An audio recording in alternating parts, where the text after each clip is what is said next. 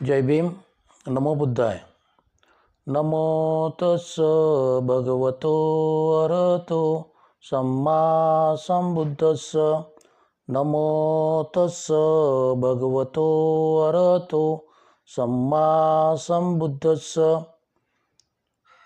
आज भगवान बुद्ध और उनका धम्म इस ग्रंथ का खंड 4 बुद्ध प्रवचन में दे ग्रस्तों के लिए प्रवचन. इसमें भगवान बुद्ध ने सुखी ग्रस्त के कुछ लक्षणें बताए हैं. भगवान बुद्ध जहाँ बैठे थे वहाँ अनाथ पिंडक आया और भगवान बुद्ध को उसने अभिवादन किया. अनाथ पिंडक भगवान बुद्ध से जानना चाहता कि ग्रस्त कैसे सुखी हो रह सकता है. तदनुसार अनाथ पिंडक ने भगवान बुद्ध से प्रार्थना की कि उसे इस ग्रस्त जीवन के सुख का रहस्य समझाए. तब भगवान बुद्ध बोले. भगवान बुद्ध ने कहा कि ग्रस्त को पहला सुख तो संपत्ति का मालिक होने का होता है. एक ग्रस्त के पास धार्मिक तरीके से न्यायिक तौर पर बड़े परिश्रम से बाहुबल से पसीना बहाकर कमाया हुआ धन उसके पास होता है.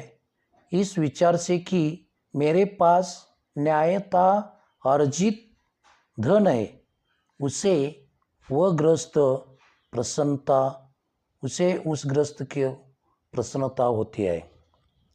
उसका दूसरा सुख संपत्ति के भोगने का सुख है.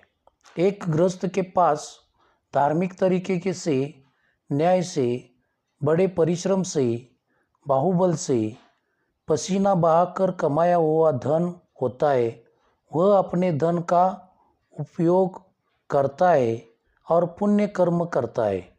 इस विचार से कि मैं अपने न्यायता अर्जित धन से पुण्य कर्म करता हूँ, उसे यह उसकी दूसरी प्रसन्नता होती है, वो सुखी रहता है.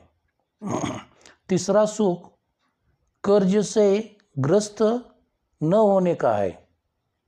एक ग्रस्त के सिर पर किसी का भी कम या ज़्यादा कर्ज नहीं होता. इस विचार से कि मेरे सिर पर किसी का भी कम या ज़्यादा कर्ज नहीं है, ये उसकी प्रसन्नता होती है. इस विचार से वो सुखी रहता है. चौथा सुख है दोष रहित रहने का. एक ग्रस्त के शारीरिक कर्म निर्दोष होते. ग्रस्त का शारीरिक कर्म निर्दोष होते. उसकी वाणी के कर्म निर्दोष होते और मन के कर्म निर्दोष होते. उसे ही निर्दोषता का सुख प्राप्त होता है. वो सदा ही निर्दोष रहता है. अनाथ पिंडक